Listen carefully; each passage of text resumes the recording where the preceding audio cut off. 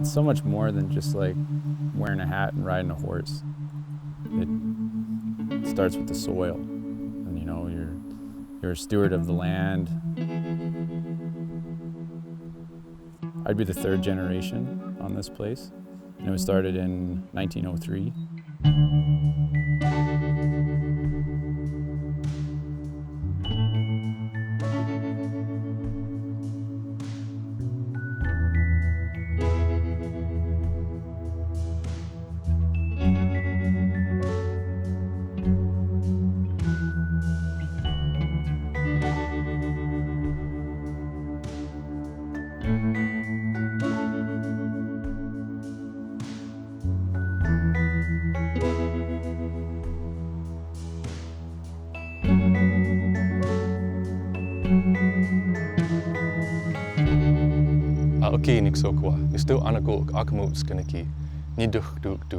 My name is Justin Brucehead, and I'm the Kainai Ini Rematriation Project Coordinator at Blood Tribe Land Management.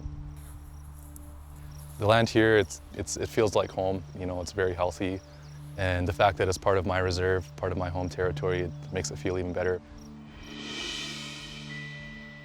So this area attracts many people who want the same thing. They want to be in an area where Mother Nature is being cared for, and they can experience all the things that you see, whether that's bald eagles, grizzly bears, black bears, trout, just beautiful forests.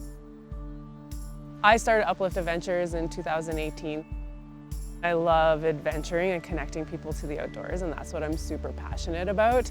And I want to help people get outdoors safely and responsibly. Both Matt and I felt like we had good jobs when we were in Canmore in the Bow Valley, but an opportunity came up for Matt when he applied for a permanent position in Waterton.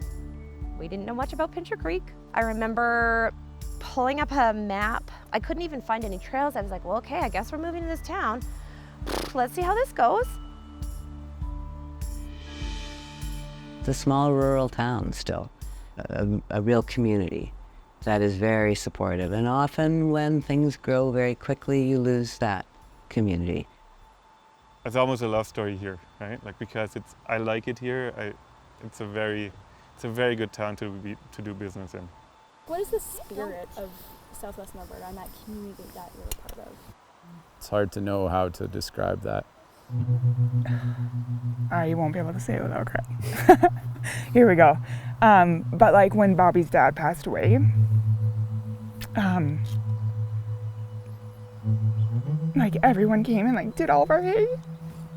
Sorry, I'll get through this and I'll say it without crying. But like, I'm just trying to think of examples to like say. That's a good definition of the spirit of the community. Like, I think there was like 30 different pieces of equipment that showed up, and they were done in like 3 days. They cut all of our hay and like did it all, which would have taken us like 2 weeks, you know.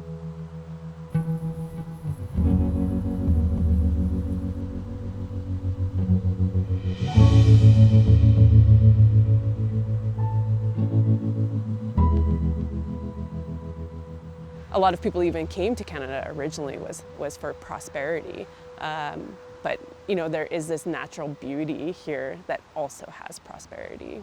And then the early 1900s is really when coal started taking off in this area.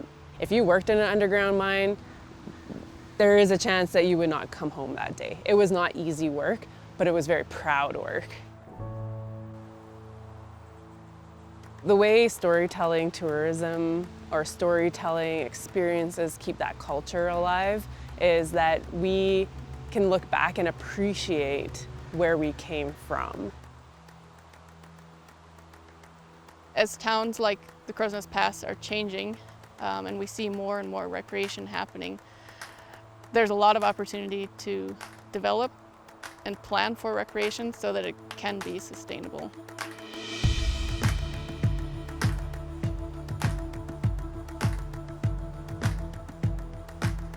Obviously, you can't necessarily just rely on one way of doing things in a town to allow it to grow and prosper.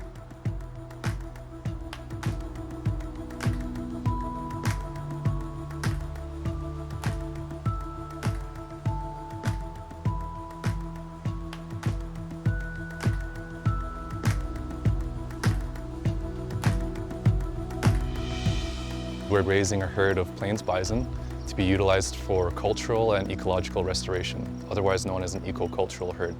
In the future, potentially, we could expand into a commercial herd.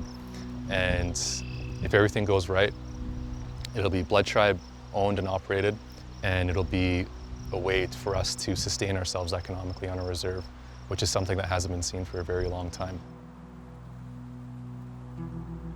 So our product is our whole business, our whole life, but this is the way that we can put our product in people's hands directly, which we take a lot of pride in. If we do well, we help other business do well, which in turn help other business do well, which help in turn keep people in town, stop the migration out of town.